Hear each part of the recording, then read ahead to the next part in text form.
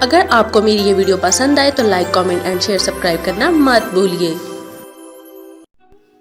السلام علیکم آڈینس، کیسے ہیں آپ لوگ؟ امید کرتی ہوں ہمیشہ کی طرح ٹھیک ٹھاک ہوں گے، اور میری دعائیں بھی آپ لوگوں کے ساتھ یہی ہوتی ہیں کہ اللہ پاک آپ لوگوں کو ہمیشہ اپنی حفظ و امان میں رکھے۔ گمشدہ قافلے کے ناول ایپیسوڈ 17 کے ساتھ آپ کے اپنے چینل پر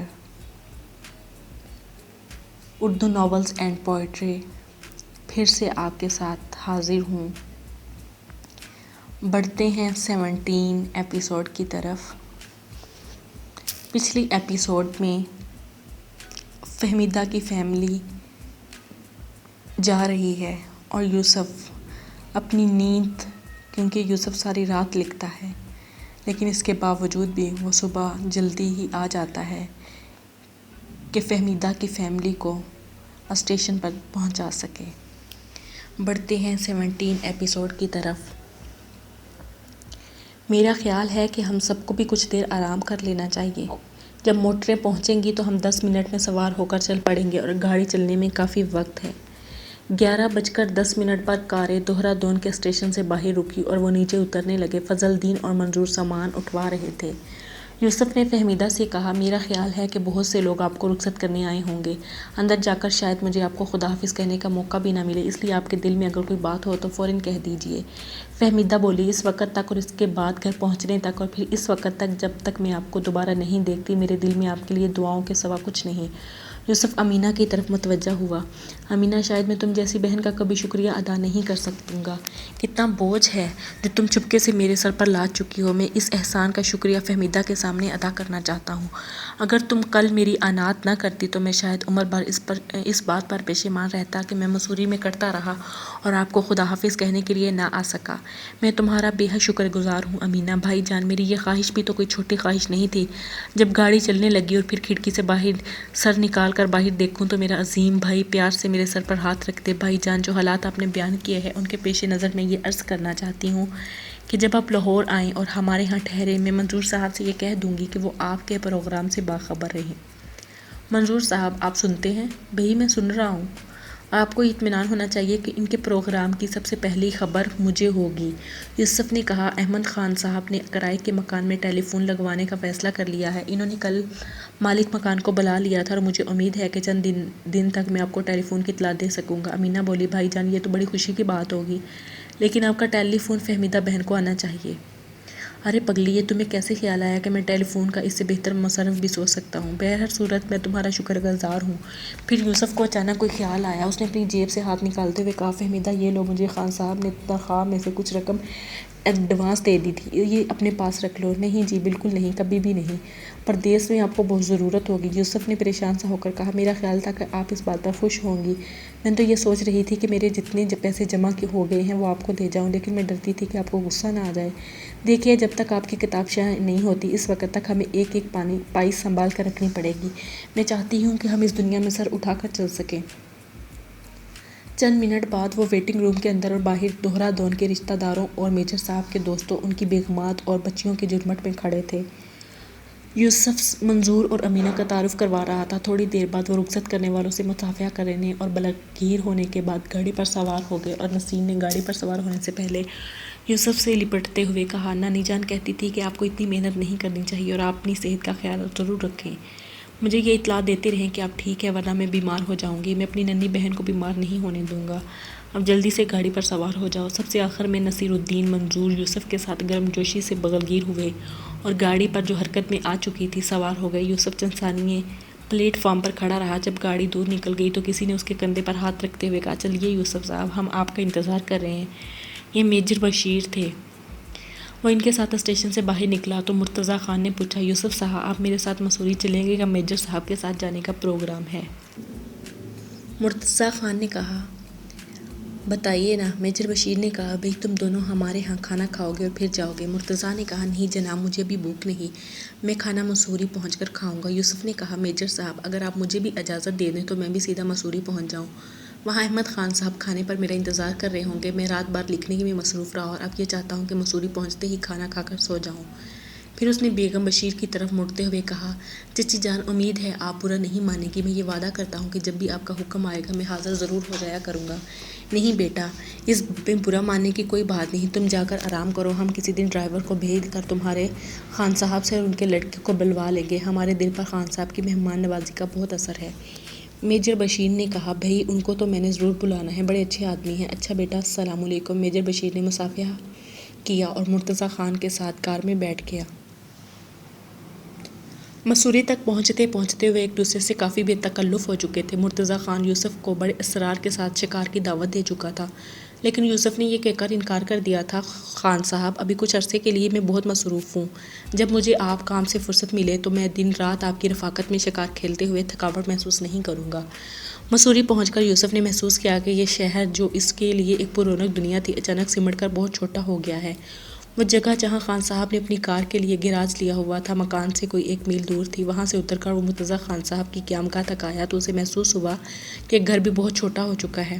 مرتضیٰ خان نے کہا، بھائی اگر آپ کو مسوری ٹھہرنے میں کوئی دقت ہو تو آپ میرے پاس ٹھہر سکتے ہیں۔ جی شکریہ احمد خان صاحب، مجھے کہیں اور نہیں ٹھہرنے دیں گے، ویسے اس دعوت میں آپ کا شکر گزار ہوں، آپ مجھے اجازت دیجیے اور وہ میرے انتظار کر رہے ہوں گے، اگر آپ کھانا ہمارے ساتھ کھائیں تو خان صاحب بہت خوش ہوں گے۔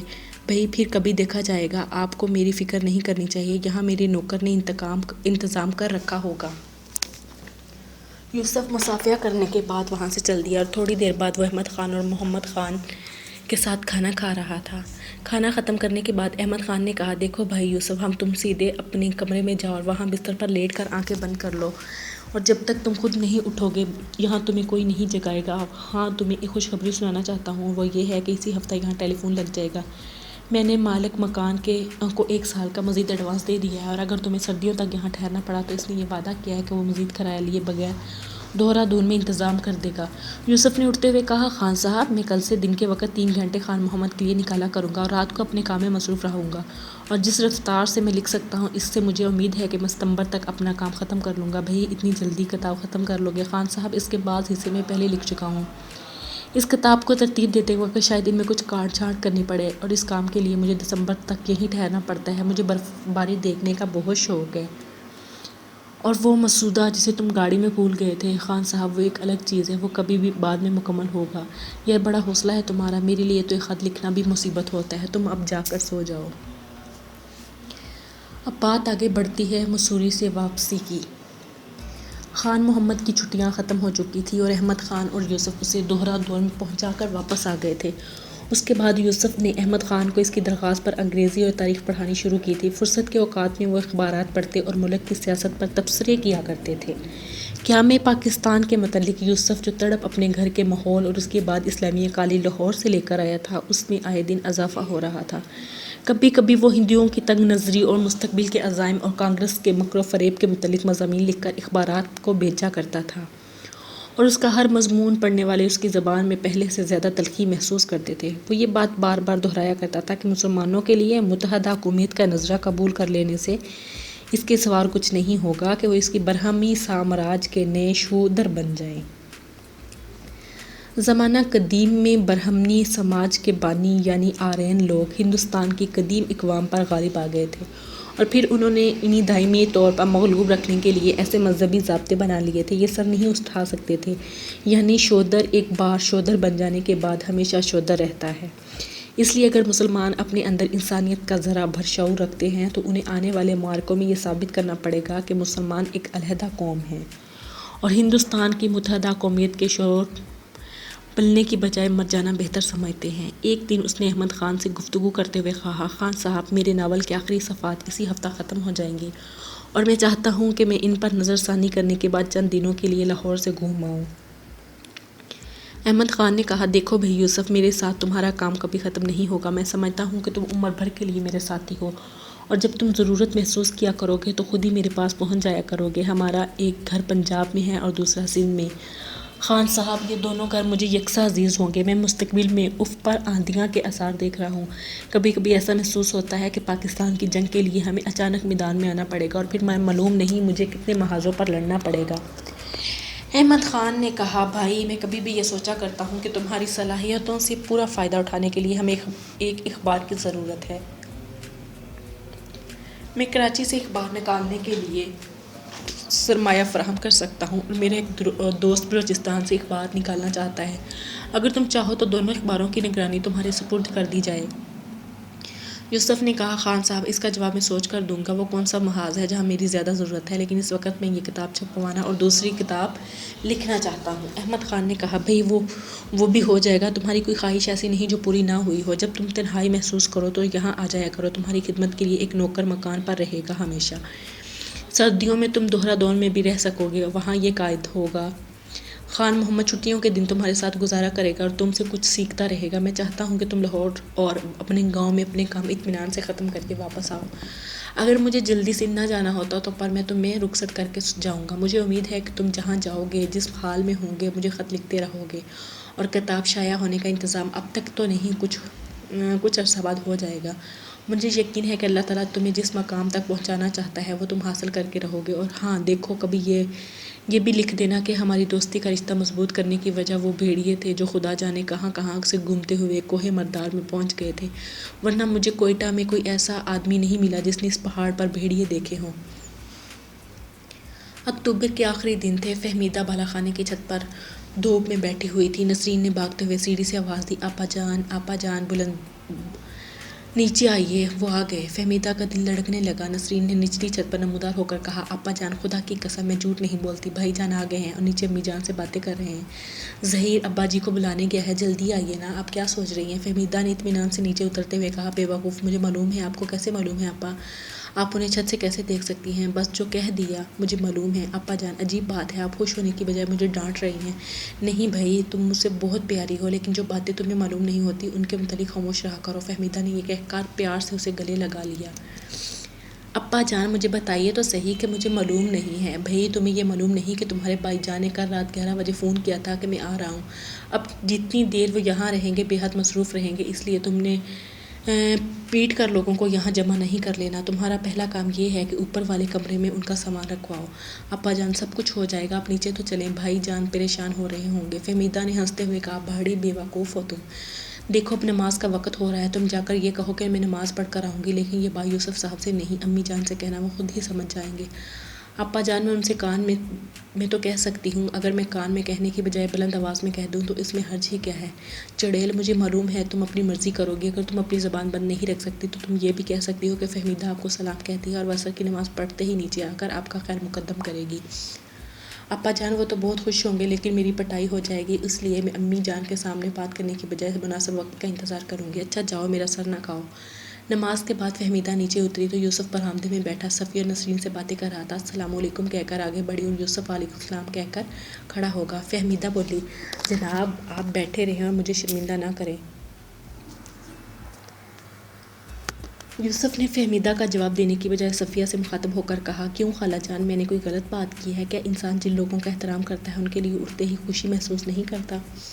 صفیہ بولی، بیٹا میں سمجھتی ہوں کہ لوگ ایک دوسرے کے دل کا حال جانتے ہوں تو انہیں ظاہرداری کی ضرورت پیش نہیں آنی چاہیے۔ نہیں خالہ جان، فہمیدہ کے لیے میرا اٹھنا ایک غیر شعوری حرکت تھی، اور غیر شعوری طور پر مجھے اس قسم کی کئی باتیں ہوتی رہتی ہیں۔ کبھی کبھی یوں ہوا ہوتا ہے کہ میری نگاہ کہیں مرکوز ہو کر رہ جاتی ہے اور مجھے گرد و پیش کا احساس نہیں ہوتا۔ آپ یوں سمجھ لیجیے کہ جب میں اچانک فہمیدہ کے خیر مقدم کے لیے اٹھا تھا تو میں یہ بھول گیا تھا کہ یہاں مجھے دیکھنے والا کوئی اور بھی ہے۔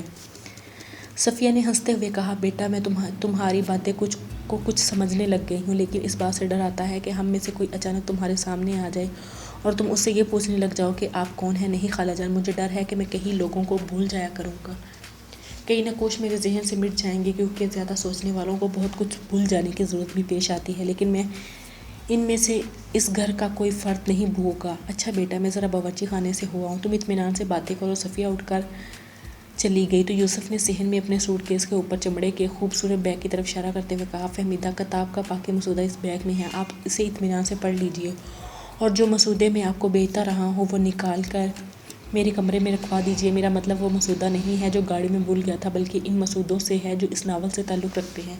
میں ایک ہفتہ کے اندر نظر ثانی کر کے یہاں سے رخصت ہو جاؤں گا، تمہیں اگر کہیں کوئی غلطی نظر آئے تو اس کی اصلاح کر دینا۔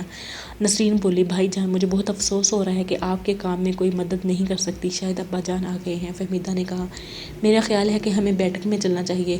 وہ بیٹھک کا رخ کر رہے تھے کہ نسرین کے والد اور ظہیر ریڑھی سے نمودار ہوئے۔ یوسف آگے بڑھا اور محمد نصیر الدین نے گرمجوشی سے مصافحہ کرنے کے بعد اسے گلے لگا لیا۔ پھر بیٹھک میں اپنے قریب بٹھا کر بجلی کی روشنی میں غور سے دیکھتے ہوئے کہا، بیٹا خدا کا شکر ہے کہ تمہاری صحت پہلے سے بہتر ہے۔ جی میں نے کام بھی بہت کیا اور صحت کا بھی بہت خیال رکھا ہے۔ میں نے اپنا ایک اہم پروگرام پورا کر لیا ہے اور اب کتاب کا مسودہ لے کر لاہور جا رہا ہوں۔ دوستوں نے جو خطوط مجھے بھیجے ہیں ان سے معلوم ہوتا ہے کہ نئی کتابوں کی اشاعت میں جو مشکلات حائل تھیں وہ کم نہیں ہوئی، اور میری مشکلات میں تو اس لیے بھی اضافہ ہو گیا ہے کہ اب نام نہاد نکاروں کے ایک گروہ نے ایسے ادب کے خلاف ایک محاذ بنا لیا ہے جو کسی قومی مقصد کی تائید کرتا ہے یا کسی غیر اخلاقی نظریے کا داعی ہو۔ بیٹا جب آپ کسی چیز میں حسن پیدا کر لیتے ہیں تو کوئی نکات لوگوں کو اس طرف دیکھنے سے منع نہیں کر سکتا۔ میں کوئی نکات نہیں ہوں، لیکن تمہاری تحریر میں وہ حسن دیکھ سکتا ہوں جسے عوام کی طرف سے مقبولیت کی سند عطا ہوا کرتی ہے۔ بعض اوقات اس لیے کہ دیر تک انتظار کرنا پڑتا ہے، لیکن حوصلہ قائم رکھنے اور صبر سے انتظار کرنے والوں کو اپنی محنت کا صلہ ضرور ملتا ہے۔ بیٹا میں تمہیں صرف ایک نصیحت کرتا ہوں، اور وہ یہ ہے کہ زندگی میں کبھی حوصلہ نہیں ہارنا چاہیے۔ یوسف نے کہا، مجھ پر اللہ کا خاص کرم ہے کہ میں حوصلہ نہیں ہارتا۔ اگر میں آپ کے سامنے تمام مشکلات کا ذکر کروں جو میرے راستے میں حائل تھی تو آپ یہ محسوس کریں گے کہ اس قدر حوصلہ شکنی کے باوجود اگر میں کوئی اچھی کتاب لکھ لوں تو یہ ایک معجزہ ہوگا۔ اور خالو جان، اب تو میں محسوس کرتا ہوں کہ میں تنہا نہیں ہوں۔ قدرت کے اس احسان عظیم کے بعد مجھے یقین ہو گیا ہے کہ میں ناکام نہیں رہوں گا۔ مجھ پر بے یقینی کا ایک مختصر سا دور آیا تھا، لیکن یہ اتنا ہی تھا کہ اچانک میرے چاروں طرف اندھیرے چھا گئے تھے، پھر یکایک روشنی نمودار ہوئی اور میری دنیا چکنا چوند ہو گئی۔ خالو جان، اگر میں نے اس دنیا میں آپ کی خالہ جان اور چچی بلقیس کی شفقت نہ دیکھی ہوتی تو بھی اللہ کی رحمت پر میرا یقین متزلزل نہ ہوتا۔